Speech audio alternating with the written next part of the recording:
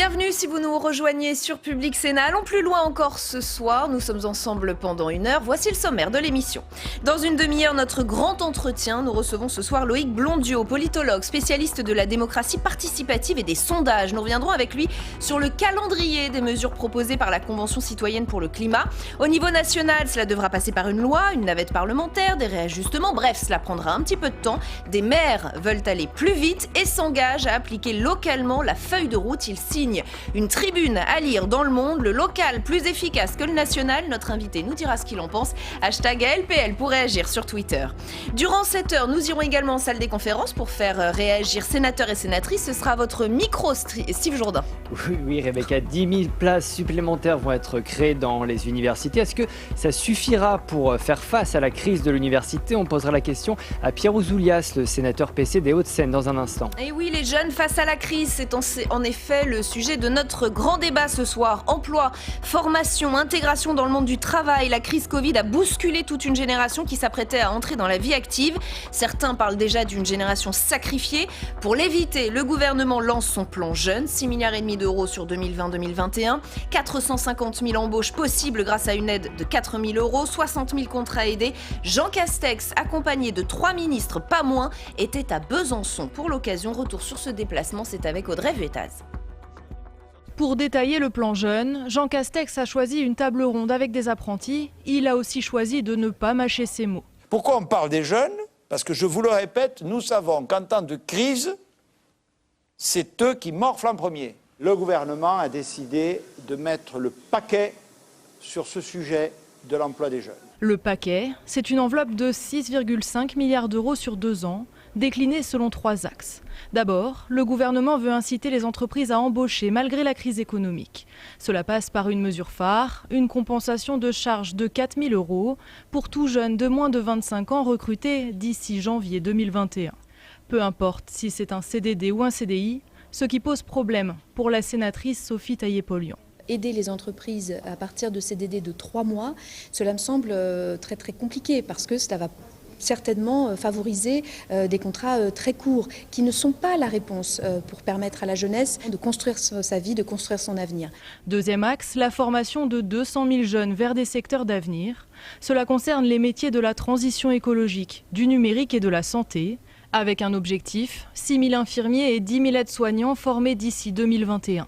Il faut avoir, face à la crise, pour nos jeunes, un effort de formation sans précédent, orienté vers les besoins du pays et vers la nouvelle économie qu'ensemble, nous allons contribuer à faire émerger ou encourager à développer. Enfin, ce plan n'oublie pas les jeunes peu qualifiés ou éloignés du marché du travail. 60 000 contrats initiative emploi, sorte de contrats aidés, seront déployés dans le secteur marchand. Une partie des salaires sera financée par l'État. Tout ce qui est formation par l'insertion, on va mettre le paquet. Quant à la mise en œuvre de ces mesures, Jean Castex a rappelé plusieurs fois qu'elles se feraient en lien étroit avec les partenaires sociaux et avec les collectivités locales. Et avec nous pour le grand débat d'ALPL ce soir, Thomas Friand, bienvenue. Vous êtes membre fondateur de l'association En Commun qui réunit les marcheurs de sensibilité écologiste et sociale. Directeur général de l'Institut Open Diplomacy, vous avez créé le G7 des jeunes et vous avez signé début juin une tribune dans le journal du dimanche intitulée « Pour les jeunes, bien avant le monde d'après, il y a la galère d'aujourd'hui ». Maxime Legrand est également avec nous, bienvenue. Vous êtes président du think tank Révolution Éducative, président de l'association Parrain d'Avenir qui lutte contre le décrochage scolaire et pour l'insertion des jeunes. Sophie de Tarlet, bienvenue. Vous êtes rédactrice en chef du Figaro étudiant. Est également avec nous, mais à distance, Louis Boyard, bienvenue. Vous êtes militant étudiant, ancien président de l'UNEL, un syndicat lycéen. Merci à tous les 4 d'être avec nous. Maxime Legrand, est-ce que ce plan vous semble suffisant pour empêcher que 700 000 jeunes restent sur le carreau à la rentrée ? Alors d'abord, qu'est-ce que c'est un jeune? Qu'est-ce que M. Castex appelle un jeune? Est-ce que c'est les jeunes qui bénéficient d'une nouvelle Europe avec un plan de relance, mais pour lesquels on diminue les montants sur Erasmus+, par rapport à ce qui était prévu, ou on diminue le budget de la recherche? Est-ce que c'est ceux dont on casse les pieds ou les bras pendant les manifestations? Est-ce que c'est ceux dont on va augmenter le budget de la prison pour ceux qui sont emprisonnés, mais sans que le garde des Sceaux puisse donner des chiffres sur l'augmentation de budget? ou est-ce que c'est tous ceux qui vont arriver à l'université avec un nombre beaucoup plus important que les années précédentes et pour lesquels aujourd'hui il n'y a pas de solution. C'est le troisième chapitre de notre débat, mais c'est 6,5 milliards d'euros sur 2020-2021. A priori, ils sont destinés à aider les 18-25 ans à entrer dans le marché du travail. C'est pas rien, si? Alors c'est un budget qui est conséquent, mais très concrètement qui passe beaucoup par les entreprises. Je trouve que ça aurait été bien que le premier employeur, qui est l'employeur public, puisse montrer l'exemple. Et j'ai pas beaucoup entendu dans les propositions 60 000 contrats aidés dans le secteur marchand. Oui, c'est des contrats aidés dans le secteur marchand, pas dans le secteur public. Ça serait peut-être bien aujourd'hui, alors qu'il y a eu une crise dans l'hôpital public, qu'il y a une crise dans l'éducation, qu'il y a une urgence éducative, une urgence culturelle. Qu'est-ce que fait l'État dans cette situation? Je suis aussi chef d'entreprise, je préside le groupe Edu-Valais, et j'aimerais à titre personnel que l'État se mouille aussi, et pas simplement mettre les entreprises à contribution, c'est important, mais puisse aussi montrer l'exemple. Thomas Friand, c'est vrai que là, la balle est dans le camp des entreprises avec ce plan. 6 milliards d'euros, 6 milliards et demi d'euros, la balle n'est pas dans le camp de l'entreprise, la balle est dans le camp de la société, de l'État qui met sur la table un budget considérable qu'on n'avait jamais vu dans une situation de crise comme ça. Je rappelle qu'en 2008, on a une crise d'une ampleur relativement similaire, avec des effets pour l'emploi des jeunes qui étaient de la même nature, peut-être pas avec la même intensité. Et là, on met 6 milliards d'euros sur la table en moins de 3 mois, avec, je le rappelle aussi, 100 milliards d'euros qui sont préparés pour la relance de l'économie, et c'est ça qui est déterminant. J'entends dire à l'instant que 6 milliards d'euros, ça paraît dérisoire, mais il faut quand même regarder les chiffres. 230 millions de contrats d'alternance qui sont prévus à être financés, 100 000 contrats en service civique, 300 000 parcours d'insertion, 700 000 jeunes, c'est l'effet d'une génération entière. Donc, est-ce que la crise est grave? Absolument. Est-ce que les jeunes sont en droit de flipper, de s'inquiéter pour leur avenir? Personne ne peut l'enlever.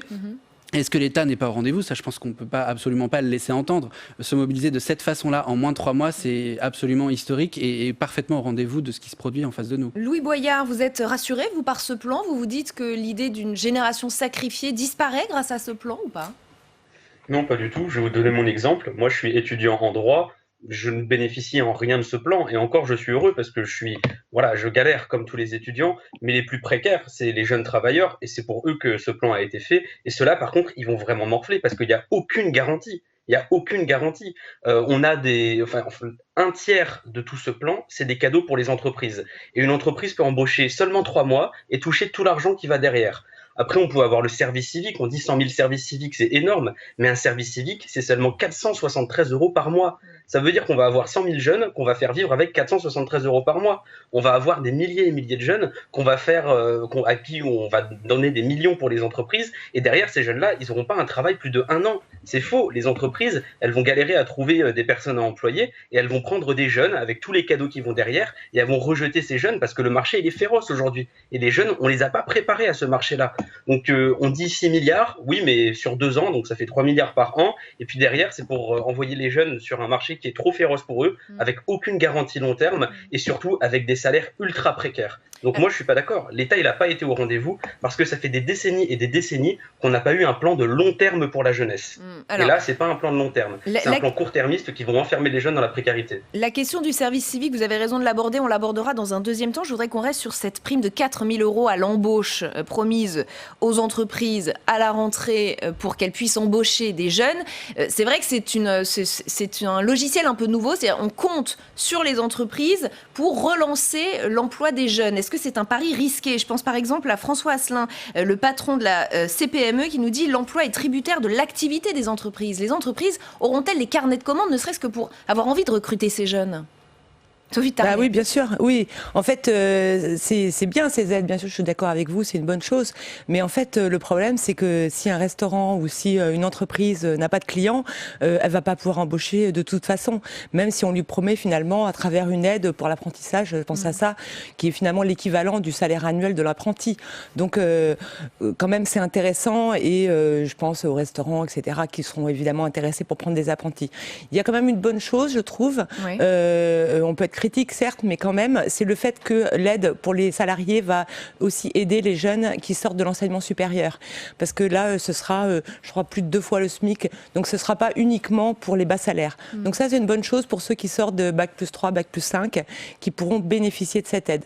Ça, c'est plutôt une bonne chose. Et puis un plan jeune de 6,5 milliards d'euros, c'est pas fréquent. Et on n'a pas oublié les jeunes diplômés. Parce que c'est souvent le cas, c'est plutôt pour aider avec des contrats jeunes, un peu pour ceux qui sont le moins diplômés et les plus précaires. Et là, c'est vraiment un plan qui concerne toute la jeunesse, y compris ceux qui sortent de l'université avec un Bac+5. Donc ça, c'est quand même une bonne chose. Mais tout de même, ça dépend de l'activité économique. Je veux dire, une entreprise, et même je suis dans un journal, je suis aussi dans une entreprise, tout dépend de l'activité économique de l'entreprise où on se situe.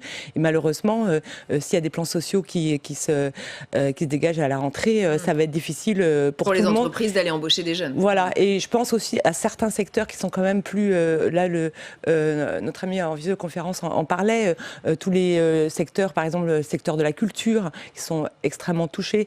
Lorsqu'on interviewe des jeunes, il y a beaucoup de jeunes de ces secteurs-là, des médias, vous êtes bien placés pour le savoir, qui postulent en école, même si le journaliste c'est compliqué, mais tous les audiovisuels, télévision, cinéma, les milieux de la culture, le spectacle vivant, qui emploient énormément de jeunes, tous les centres de l'eau, les parcs d'attractions, etc. Tous ces secteurs-là vont évidemment, ça va être beaucoup plus difficile pour les jeunes qui postulent dans ces secteurs.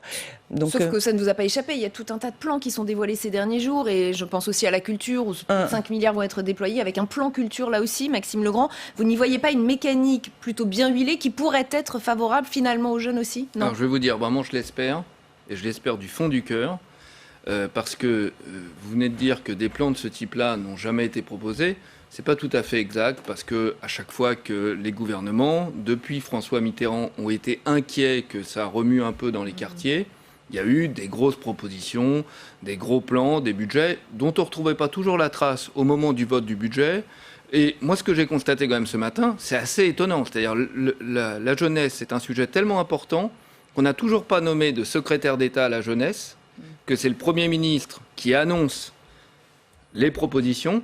Et c'est tellement important la jeunesse dans notre pays que l'on a mis fin en fonction d'un secrétaire d'État à la jeunesse, Gabriel Attal, pour devenir porte-parole. Qu'est-ce qui est le plus important? Un porte-parole ou le budget pour la jeunesse? Et je me permets d'insister, je suis d'accord avec Sophie de Tarlet sur la question des commandes pour les entreprises, mais aussi, c'est très important, la préparation de ces jeunes au marché du travail, quels que soient les jeunes. Et pour moi, ça passait par vraiment une réforme, j'ai envie de dire une urgence Covid, de Pôle emploi, des missions locales, travailler main dans la main dans les collectivités locales pour avoir une task force pour accompagner les jeunes en matière d'orientation et d'insertion professionnelle. Alors, il y a une crainte de ne pas trouver de l'emploi, mais pas seulement. La FAGE a mené une enquête sur l'état d'esprit des jeunes après le confinement. Plus de 8 étudiants sur 10, 84% précisément, ont le sentiment d'avoir décroché dans leurs études pendant le confinement. 74% déclarent avoir rencontré des difficultés financières. Un jeune sur deux, 51% précisément, là aussi, estime la possibilité d'être un jour confronté à une situation de précarité élevée. Ça va au-delà, j'ai envie de dire, de la recherche d'emploi ou des choses matérielles et concrètes. On sent une jeunesse quand même assez pessimiste. Bien sûr, on a une génération démoralisée. Tous les chiffres que vous avez évoqués à l'instant permettent de le croire. Et intimement, même si je fais partie de ceux qui croient en la politique du gouvernement, avec réalisme, on peut y faire face. Mais je ne suis pas sûr que les petits commentaires politiciens que je viens d'entendre vont changer le problème. Quand j'entends dire que c'est bizarre que ce soit le Premier ministre qui fasse les annonces et pas le secrétaire d'État, on devrait s'en réjouir que ce soit la priorité du chef du gouvernement. Quand j'entends dire, on s'étonne que ça soit aux entreprises d'embaucher, mais dans quel état on vit? On n'est pas dans un état communiste des années 30. On est dans une démocratie où les entreprises embauchent.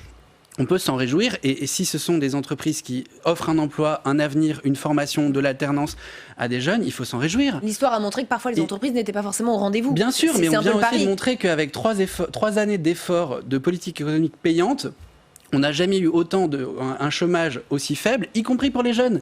Et qu'avant cette crise du Covid, les entreprises embauchaient massivement, durablement, avec moins de précarité, plus en CDI, avec des engagements plus forts sur la formation. Quand j'entends dire à l'instant qu'un budget de 473 € par mois pour le service civique, c'est dérisoire, mais Dans quel monde vit-on ? Moi, quand j'avais 20 ans, que j'espérais de faire un service civique, mon budget mensuel, il était de 500 €. Donc il faut arrêter. Il faut arrêter de constamment faire des effets de manche pour dire. Un coup, c'est pas le porte-parole, c'est le Premier ministre qui parle. 6 milliards d'euros, c'est rien. 700 000 propositions d'avenir à des jeunes, c'est dérisoire. Enfin, remettons les choses en place. Dans une crise où la confiance joue tout, y compris face à une génération qui n'est pas une génération sacrifiée, mais une génération démoralisée, les discours faut pas se moquer parfois des gens, un petit peu terrifiants qu'on entretient pour des effets politiques ne doivent pas avoir cours. Il y a aussi un esprit de responsabilité à entretenir. Sophie de Tarlet, je voulais juste... je vous donne la parole ensuite, Louis Boyard, promis. Je voudrais juste dire comme chose qui par contre m'inquiète, c'est le fait de dévaloriser les diplômes, ce problème-là de la qualité des diplômes, sous prétexte de finalement de garder les jeunes à l'école le plus longtemps possible pour éviter qu'ils se retrouvent justement sur le marché du travail, parce que c'est ça dont on parle, en créant des formations évidemment qualifiantes bien sûr, mais quand même, et en augmentant les nombres de places sur Parcoursup, en donnant le bac à quasiment 100% des candidats cette année, le fait de donner aussi des examens un peu bradés à l'université du fait de la crise où les jeunes finalement ont passé des examens à distance en trichant abondamment et ça on est bien placé pour le savoir, et bien de dévaloriser tous ces diplômes. C'est bien de les garder à l'école, c'est bien de leur donner comme une plaque de chocolat des diplômes qui valent pas grand-chose finalement, sous prétexte qu'on va les garder plus longtemps, mais il faut aussi rester quand même, c'est pas leur rendre service, je dirais. C'est pas leur rendre service parce qu'on a envie d'avoir aussi des jeunes qui sont fiers de leur diplôme, fiers d'avoir des examens. Ça sert à rien d'avoir le bac finalement qui vaut rien, quoi. Louis Boyard, comme promis, évidemment, je vous laisse répondre. Franchement, l'enquête que vous avez montrée sur la démoralisation des jeunes, je la trouve vraiment très très pertinente et je vous dis, je me sens faire partir de ça. J'ai un prêt étudiant, je sais pas comment je vais le rembourser, j'ai eu beaucoup trop de dépenses cette année. Là, je vous entendais dire, oui, on se plaint pour 500 € pour un service civique, mais on mange pas avec 500 €. J'ai un ami à moi, il a pas réussi à trouver de travail cet été, il sait pas comment est-ce qu'il va financer ses études et on nous dit un super contrat de 4 000 €. Oui, mais les entreprises, elles sont seulement à embaucher 3 mois. Et en fait, si on est démoralisé, c'est parce que on entend partout, oui, des plans jeunes par-ci par-là, mais derrière, comment est-ce qu'on bouffe ? Il y a des millions de jeunes qui aujourd'hui vivent sous le seuil de pauvreté. Enfin, j'ai une étudiante, j'ai une amie, elle se prostitue pour financer ses études. Et on a plein de petits plans à la sauvette comme ça, et aucun plan de long terme. Et quand on entend tout autour de nous, j'ai des gens qui disent « Oui, mais en même temps, les diplômes, on les donne trop facilement. Oui, mais on donne des aides et ils sont trop démoralisés. » Mais c'est pas 6 milliards qu'il nous faut. La jeunesse, c'est 6 millions de personnes. 6 milliards pour 6 millions de personnes, et c'est la seule fois qu'on le fait sur ce quinquennat, et tous les autres quinquennats où on n'a rien fait. Et ça, je pense je suis un peu la caution jeune sur cette émission, je viens vous le dire, c'est pas suffisant. J'ai tous les gens autour de moi qui crèvent la faim, qui savent pas comment ils vont financer leurs études, et quand j'entends ces discours-là, je comprends cette démoralisation. Vraiment, c'est pas assez 6 milliards. Voyez un plan global pour nous. Et puisque vous avez évoqué le service civique, c'est effectivement un chapitre sur lequel je voulais qu'on reste un petit peu. On va d'abord écouter le chef de l'État, puisque c'est lors d'une visite surprise d'un déplacement à Chambord, hier, dans les quartiers d'été. Le chef de l'État a déclaré plusieurs choses. Aucun jeune ne sera sans solution. Et il a effectivement confirmé l'augmentation du nombre de services civiques à la rentrée. Écoutez.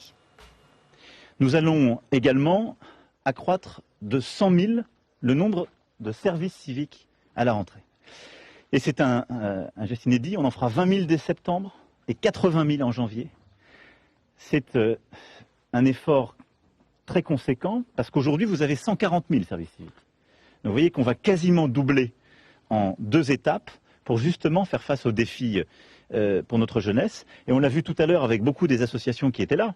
Les services civiques, on acquiert des compétences, on rentre, on met un pied dans l'emploi, mais aussi on fait un travail très utile dans cette période en soutien d'associations ou d'autres acteurs publics ou privés.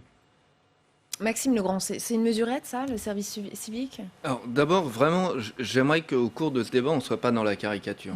Ce qui a été le cas tout à l'heure de M. Friand. Et je pense, comme on vient d'être qualifié de vieux par le 4e participant... Je n'ai pas osé relever. Voilà, je veux le dire, on a en tout cas la responsabilité de ne pas être caricatural. Et en tout cas, je le souhaite pas. Parce que je l'ai dit tout à l'heure, ça fait des générations de gouvernements qu'on se moque du monde sur la jeunesse. Donc c'est toutes tendances confondues. Et quand je vois le président de la République hier jouer au ballon, ça me rappelle trop de présidents ou de premiers ministres précédents qui ont fait la même chose. Donc c'est pas lui en particulier. Je pense que le sujet de la jeunesse, il est trop important pour rigoler avec, pour jouer avec. Et je reviens vraiment là-dessus sur le fait que un État employeur qui montre l'exemple, même à hauteur de 5%, c'est pas un État communiste. Aujourd'hui, il y a des urgences, je le redis, éducatives, culturelles dans plein de secteurs. Et donc, c'est bien sur le service civique. Ouais. Mais la question de la précarité qui a été évoquée tout à l'heure, elle est à tous les étages concernant la jeunesse aujourd'hui. Donc, comment vous voulez qu'elle ait de l'espoir ? C'est-à-dire que même dans l'université, la loi recherche qui se présente, qui a plein d'avantages, qui est intéressante, qui est à regarder de près, elle continue à précariser le statut du doctorant, du docteur et du postdoc. Ce n'est pas une honte, la fonction publique. Ce n'est pas être communiste qu'aimer la fonction publique hospitalière, d'État, locale et aussi universitaire. C'est-à-dire qu'il y a vraiment ce sujet de la précarité où un jeune dans un quartier qui rencontrerait quelqu'un qui est allé à l'université, il lui dirait « je suis encore dans la précarité parce qu'on me propose un CDD en recherche, un CDD de projet ». Il lui dirait, alors comme mon père qui est en CDD sur un chantier en train de poser du ciment. Voilà, c'est ça aussi la réalité. Et je suis persuadé qu'on fait avec les moyens comme on peut. Mais je crois qu'on peut faire encore mieux. Et je le dis notamment en accompagnant les jeunes sur la préparation au marché du travail. Et c'est un point qui doit être travaillé aussi, qui est qualitatif et pas quantitatif sur le service civique. Justement, dans les annonces qui ont été faites par M. Castex, on a parlé de 100 000 formations qualifiantes dans des secteurs comme le numérique, l'écologie, etc., dans des formations d'avenir. Et là, je trouve que malheureusement, aujourd'hui, en tout cas, on devrait se saisir de cette proposition pour permettre à l'enseignement public de proposer des formations dans ces secteurs. Trop souvent, aujourd'hui, ces formations d'avenir, dans le numérique, dans l'écologie, sont proposées dans l'enseignement supérieur privé. Alors, je ne dis rien contre ça, bien sûr, mais les jeunes se tournent vers ces formations dans l'enseignement supérieur privé, s'endettent pour les suivre, ou essayent de se faire financer ça par l'alternance, mais s'endettent le plus souvent. Et malheureusement, je trouve que l'université, l'enseignement supérieur public, les BTS et tout ça ne proposent pas ces formations qualifiantes d'avenir, modernes, si je puis dire, dans l'enseignement public. Et on voit bien que dans les chiffres, l'enseignement supérieur privé a explosé ces dernières années. C'est énorme. Donc en fait, chaque année, de plus en plus, les jeunes se tournent vers l'enseignement supérieur privé et délaissent l'enseignement public. Alors que c'est quand même des scolarités qui coûtent de l'ordre de 10 000 euros par an et qui font exploser la dette étudiante. Alors on n'en est pas comme aux États-Unis, bien sûr, mais un jour peut-être.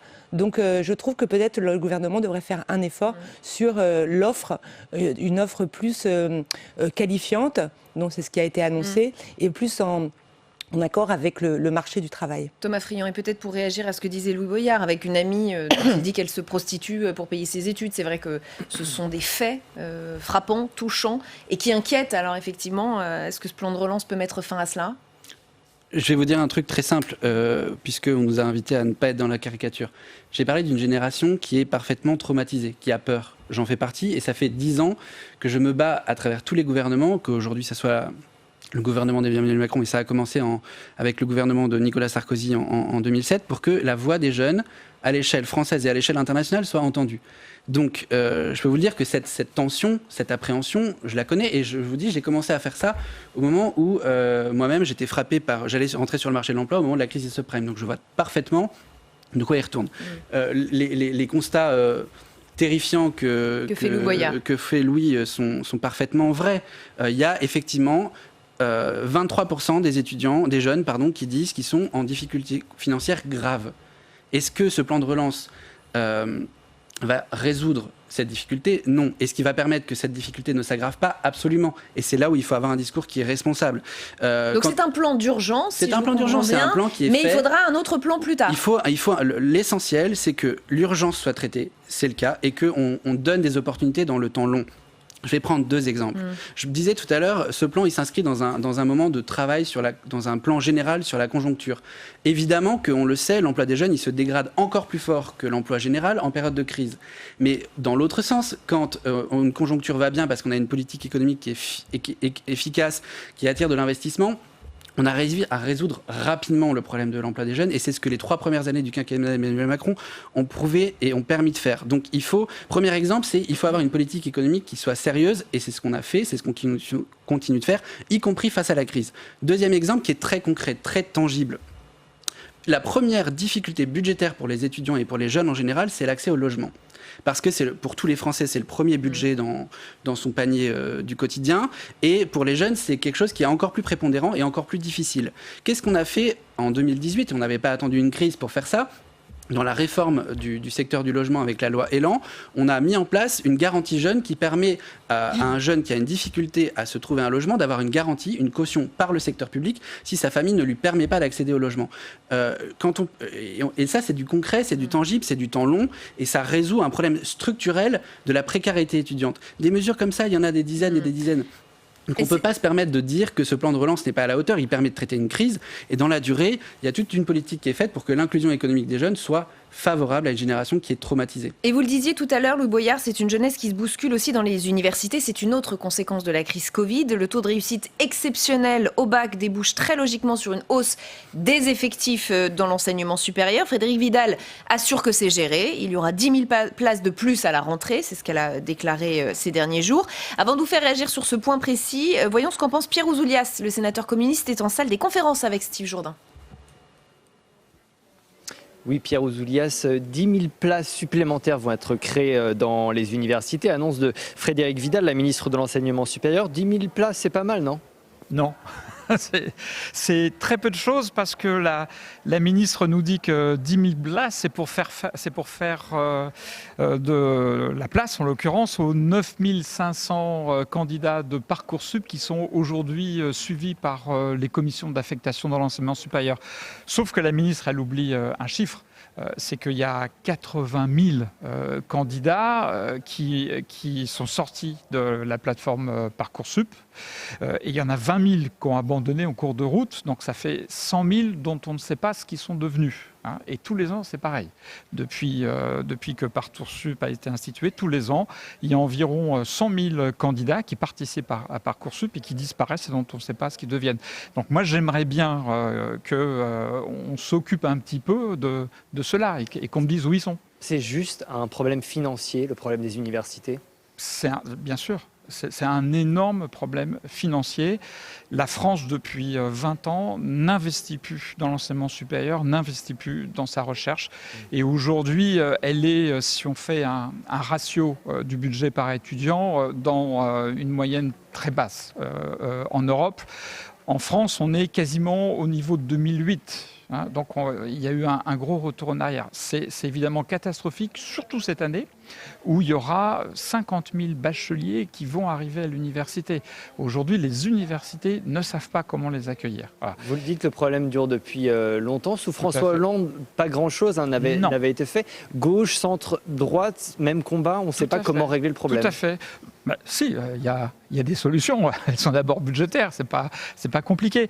Mais ce n'est plus un objectif politique des gouvernements depuis 20 ans, et je trouve ça vraiment très triste parce Pourquoi ? C'est plus un objectif. Parce que vous avez des contraintes budgétaires qui font que l'enseignement supérieur, la recherche, l'éducation nationale, aujourd'hui, ça apparaît comme secondaire. Moi, je pense qu'il faut renverser les priorités et considérer que ça, c'est essentiel pour cette génération et puis pour notre pays dans le futur. On a besoin de former une nouvelle élite, des personnes qui vont au-delà du bac, parce qu'aujourd'hui, vous le voyez bien dans tous les pays, l'industrie a besoin de compétences, les services ont besoin de compétences, donc il faut monter le niveau moyen d'enseignement de toute la nation. Former pour une meilleure compétitivité. Merci beaucoup. Je ne dirais pas comme ça, mais... Je sais. Merci beaucoup, monsieur Ouzoulias, d'avoir répondu à mes questions. Il n'a pas aimé votre formulation. Merci beaucoup, Steve. Maxime Legrand.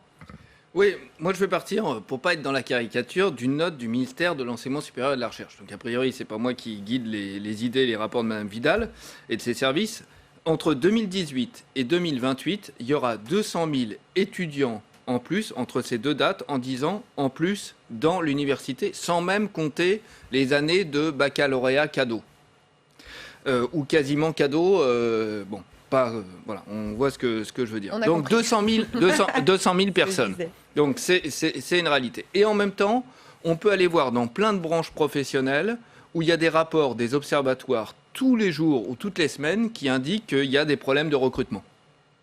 Donc on a cette équation-là, c'est-à-dire on pourrait faire face à ce recrutement, et donc il y a un sujet énorme qui est celui de l'orientation. Il y a eu une loi sur l'orientation qui a été portée par Gabriel Attal, mais derrière on a l'impression qu'il ne se passe pas grand-chose, comme très souvent dans certains ministères, où il y a une loi qui est votée, des moyens qui sont plus ou moins suffisants, et puis derrière on ne le met pas en œuvre. Je le redis, je crois que l'enjeu pour accompagner le plan de relance aujourd'hui, c'est que l'État aussi fasse sa part de travail, qui n'est pas simplement d'embaucher, qui est vraiment sur Pôle emploi et les différents outils d'accompagnement au retour vers l'emploi et à l'insertion professionnelle, que vraiment on se projette de 30 ans, qu'on se modernise, parce que l'un des enjeux fondamentaux, c'est quel est le projet de long terme pour tous ces jeunes, quel est le projet d'orientation pour qu'on ait au moins sur l'adéquation, parce qu'il y a les problèmes macroéconomiques qui sont importants, mais sur l'adéquation entre la demande de travail et l'offre de travail, et sur la préparation de générations entières de citoyens,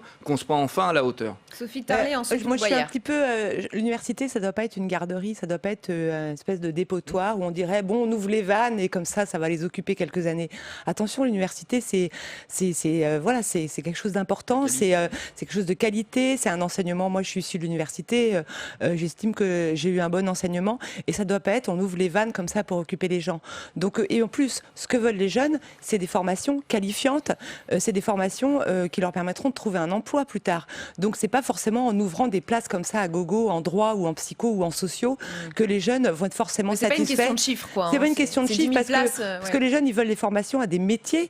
Et ce que vous disiez juste, il y a toujours des formations, des branches professionnelles qui se plaignent de ne pas pouvoir recruter de personnes.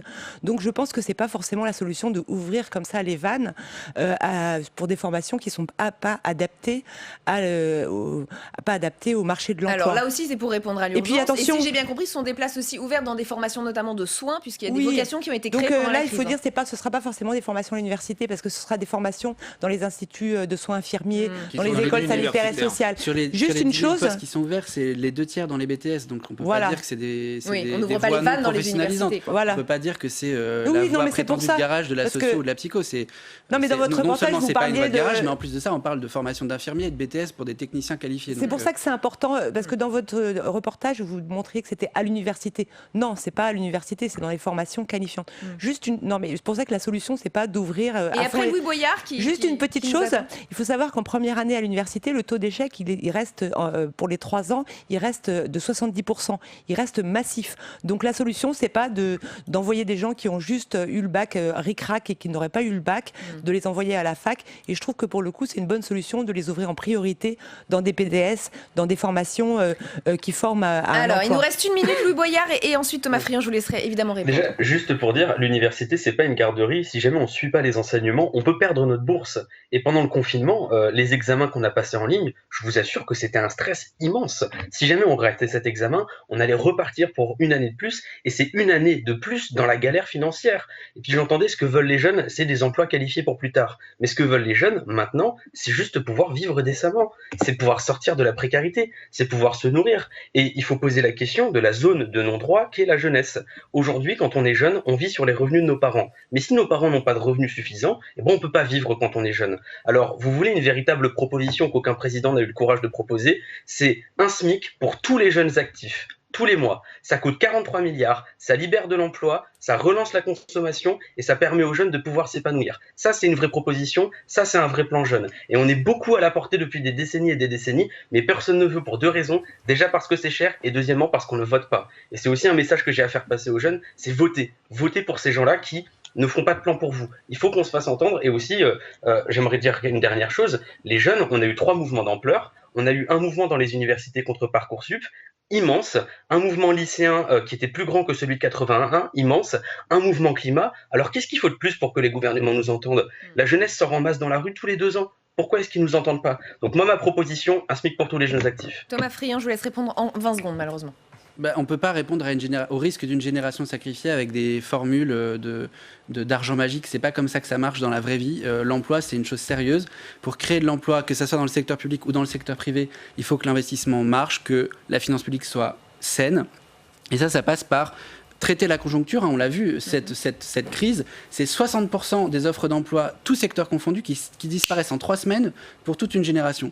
Donc il faut traiter la conjoncture et se donner les moyens dans le temps long. Et je pense qu'une politique économique qui est efficace, c'est la meilleure façon d'assurer un avenir aux jeunes. Et on s'arrêtera là. Merci infiniment à tous les 4 d'avoir participé à ce grand débat. LPL continue avec notre grand entretien cette fois. Nous recevons ce soir Loïc Blondiot, professeur de sciences politiques à la Sorbonne, co-auteur de La démocratie des émotions.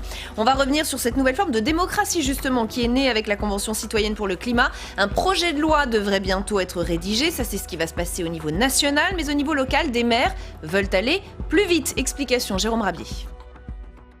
Ils viennent d'être élus ou réélus sous des étiquettes socialistes, écologistes, mais aussi les républicains ou centristes, et s'engagent en tant que maires à mettre en œuvre les 150 mesures de la Convention citoyenne. Parmi eux, Anne Hidalgo à Paris, Grégory Doucet à Lyon ou François Grosdidier à Metz signent dans le journal Le Monde une tribune qui les engage désormais.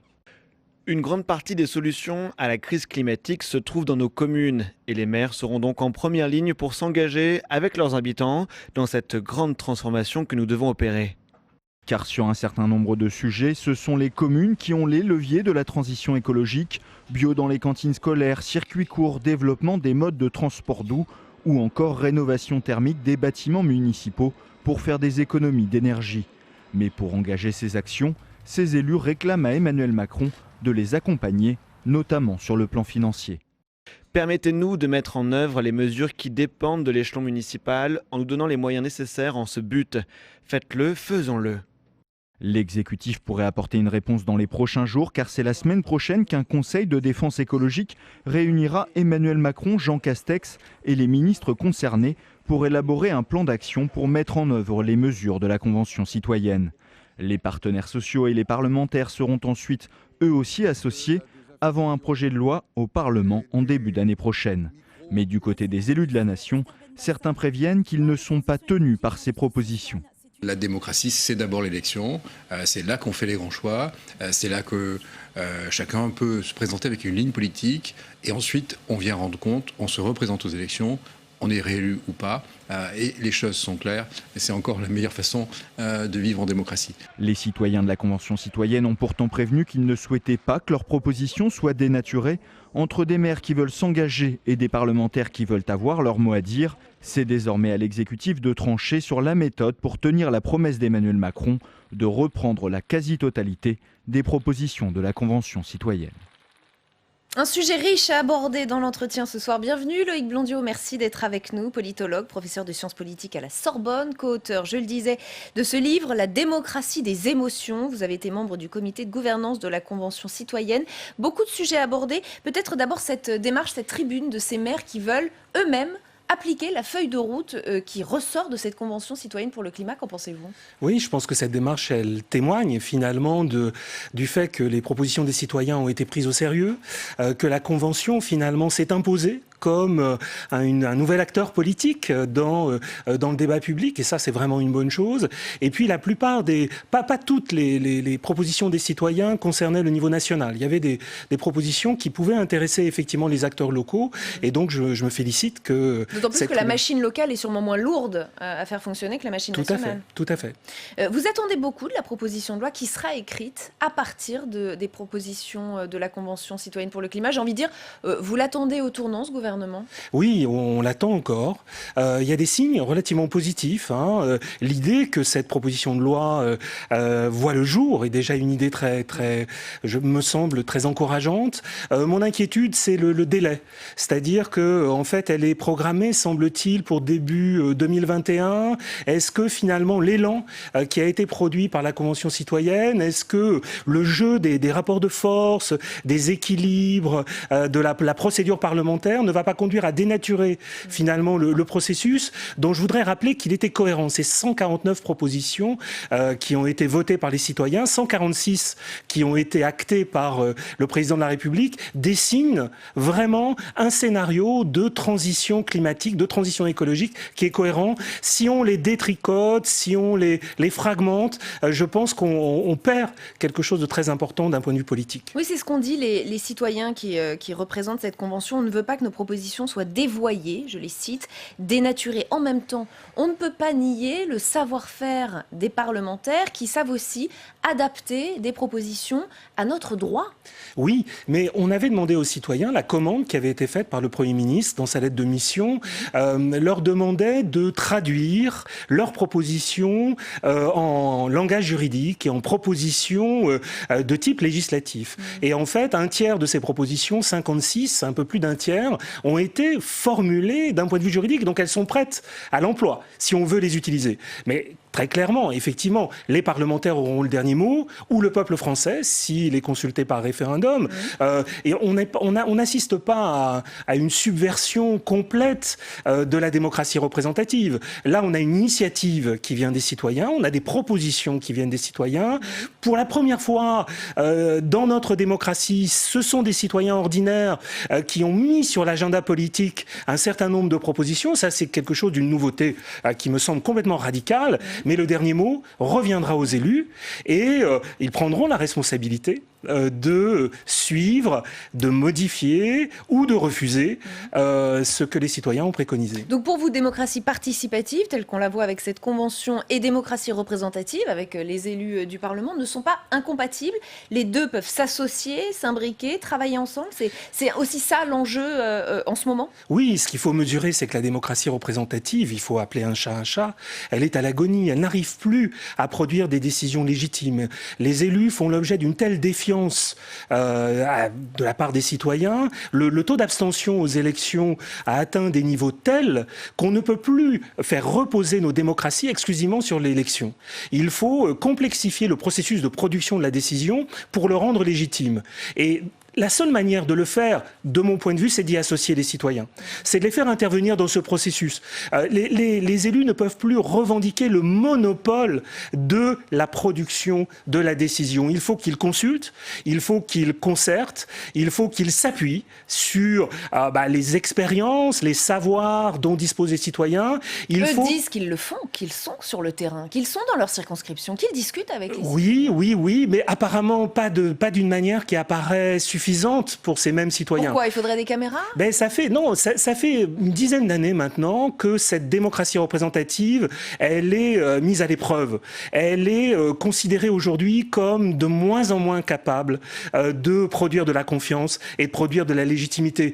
Il faut juger des résultats de ce processus. Il faut inventer maintenant une démocratie du XXIe siècle et qui élargisse la délibération. Aujourd'hui, ce sont essentiellement les groupes d'intérêt qui sont consultés.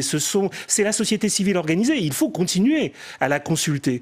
Mais les citoyens ordinaires, ceux qui ne sont pas organisés, ceux qui n'ont pas les moyens de se faire entendre auprès des élus, doivent pouvoir être inclus dans le processus de décision avec ce dernier mot. Et je vous suis tout à fait en disant qu'on a affaire à une complémentarité et non pas à une substitution d'un modèle politique à un autre. Cette convention citoyenne rend, vous l'avez dit, certains parlementaires assez méfiants, assez réticents. Beaucoup remettent en question la légitimité de citoyens tirés au sort, il faut bien le dire. Il y a quelques semaines, le géographe Jacques Lévy, très impliqué dans la convention citoyenne, qu'on recevait sur ce plateau à votre place, nous disait « On peut comprendre ces réticences des parlementaires, c'est quelque chose de complètement nouveau dans la vie politique.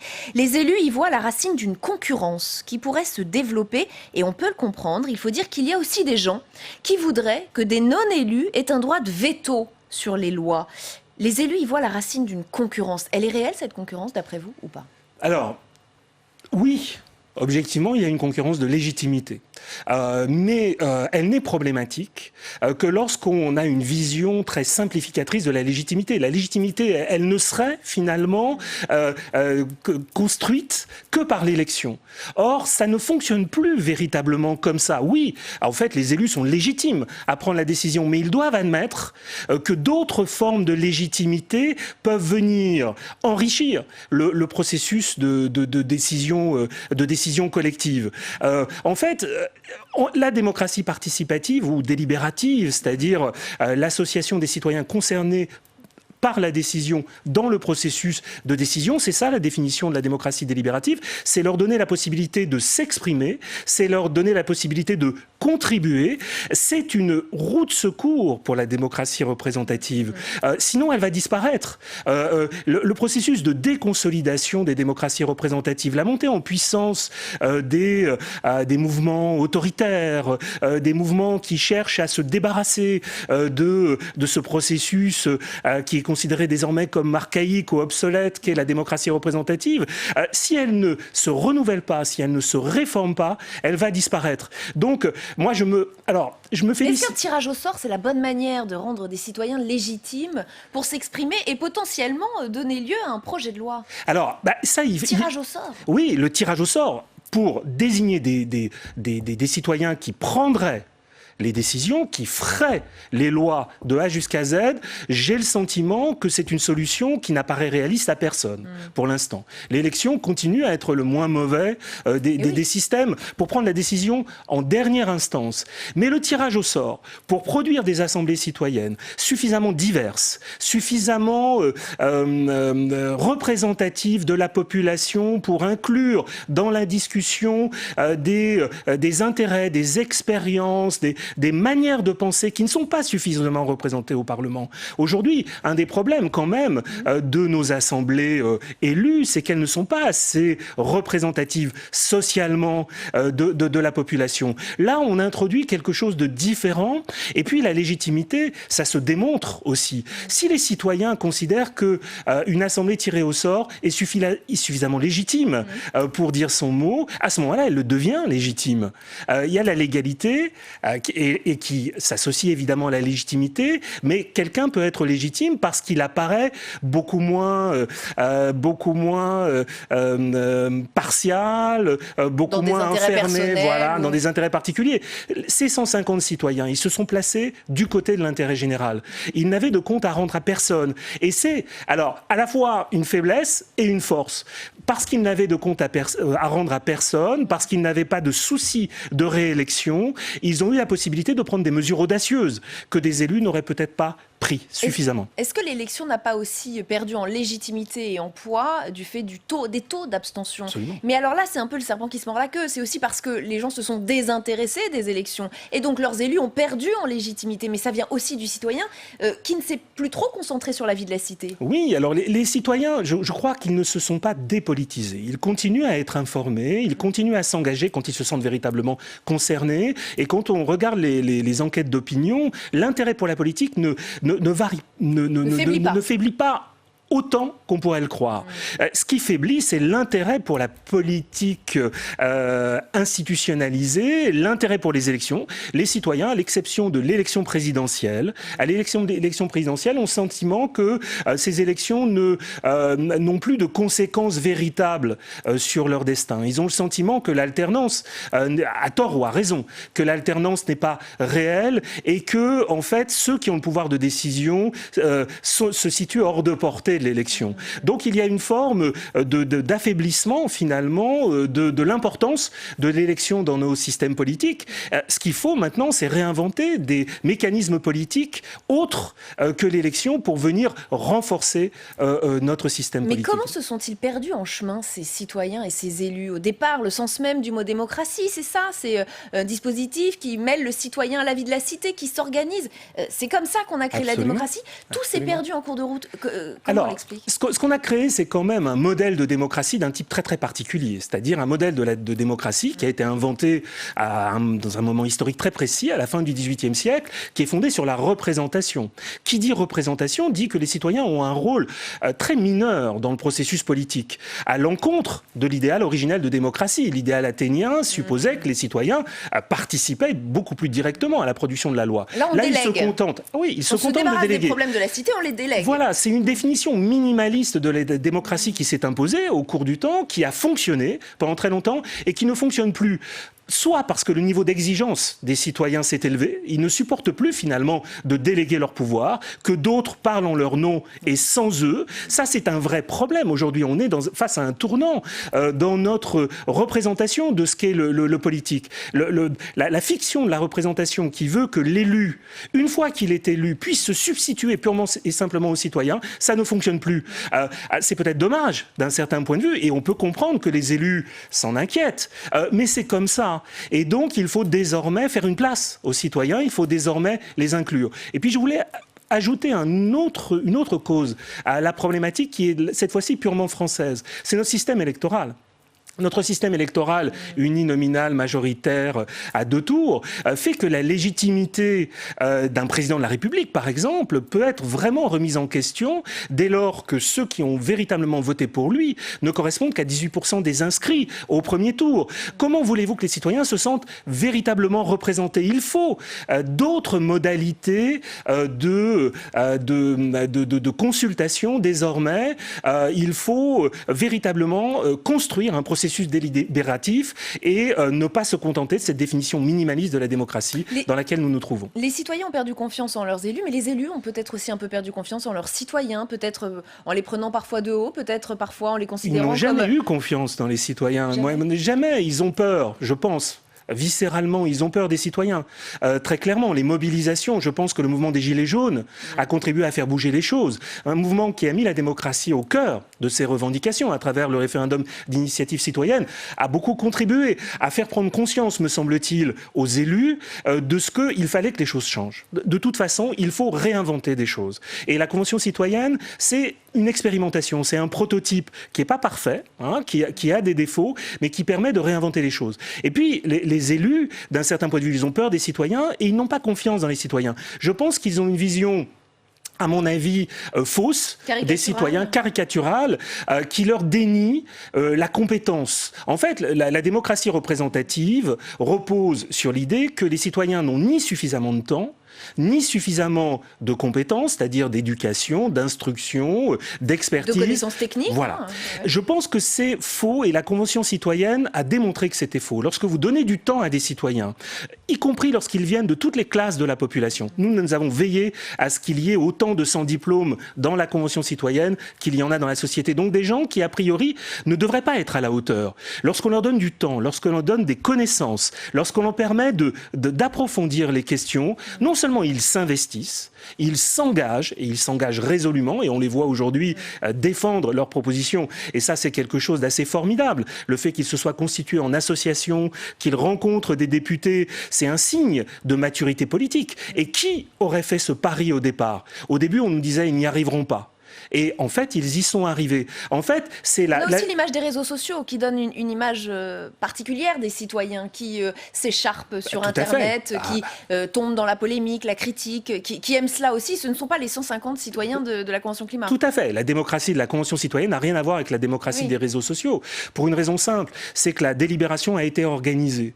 Et en fait, le fait qu'il y ait un vrai respect des citoyens, une vraie confiance dans le dispositif, pourtant, tous les citoyens n'étaient pas du tout acquis à la cause écologique, loin de là, et tous ne le sont pas encore complètement, mais ils ont accepté de s'écouter. En fait, la sérénité de leur débat contraste tellement avec les échanges sur les réseaux sociaux ou avec les échanges parlementaires. On comprend que les élus puissent avoir peur aussi. Mais voilà, et que là, c'est un bon signe. Et puis, la dernière chose qui me semble vraiment positive, c'est que les élus ont été assez prudents dans leurs critiques. On a entendu des députés, des sénateurs assez critiques. Il devient de plus en plus compliqué de critiquer cette démocratie participative, c'est le signe qu'elle s'installe progressivement, qu'elle est prise au sérieux. Mais le fait que des éditorialistes, beaucoup, et qui notamment représentent les intérêts d'une certaine conception de l'économie, qui défendent l'économie néolibérale, qui ont vu les propositions des citoyens, ont été d'une violence rare et d'une violence inédite. On les a traités de Khmer vert,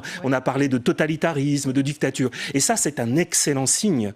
Ça veut dire que cette innovation commence à leur faire peur, commence à donner le sentiment que par cette voie-là, des changements politiques importants peuvent être possibles.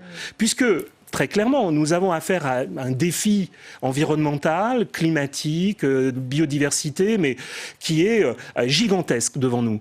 Pour l'affronter, il va falloir prendre des décisions qui vont changer beaucoup nos formes de production, nos manières de vivre. Ouais. Et il va falloir prendre des décisions acceptables, légitimes, courageuses. Je pense que la démocratie délibérative et participative est le seul moyen d'y parvenir. La démocratie représentative, parce que les élus ont le souci de se faire réélire, sont obligés d'être court-termistes, ne peuvent pas le faire. Les citoyens ne l'ont pas été et ils sont allés beaucoup plus loin. Et pour moi, c'est la seule solution aujourd'hui à la transition écologique qui m'apparaît plus que jamais nécessaire et à de plus en plus de citoyens comme nécessaire. Je voudrais qu'on parle aussi des sondages, puisque vous êtes aussi spécialisé dans les enquêtes d'opinion, des sondages de plus en plus fréquents, parfois un peu sur tout et n'importe quoi. Au mois d'avril, il y en a un en particulier qui a été très critiqué, c'est celui de l'IFOP pour l'Aptou, publié en exclusivité par Le Parisien, comme un scoop, comme une information majeure. La question était celle-ci: d'après vous, le protocole à base de chloroquine est-il un traitement efficace contre le coronavirus? Réponse des sondés, alors qu'on est à ce moment-là en pleine polémique sur le professeur Raoult, 59% des Français disent oui et croient à l'efficacité de la chloroquine. Comme si 59% des Français étaient des épidémiologistes, des experts, des chercheurs, des scientifiques. Vous qui êtes spécialiste des sondages, comment vous percevez ce type d'enquête? Alors bon, ce qu'il faut se poser, c'est effectivement la question de la question. C'est-à-dire, pourquoi poser cette question? Est-ce qu'elle a du sens? Est-ce qu'il est vraiment raisonnable de demander aux citoyens une analyse et une évaluation de l'efficacité d'un protocole médical? Je fais partie du conseil scientifique de la Fondation Nicolas Hulot. On va publier un livre collectif sur science et transition écologique et sur le rapport des Français, des Français à la science.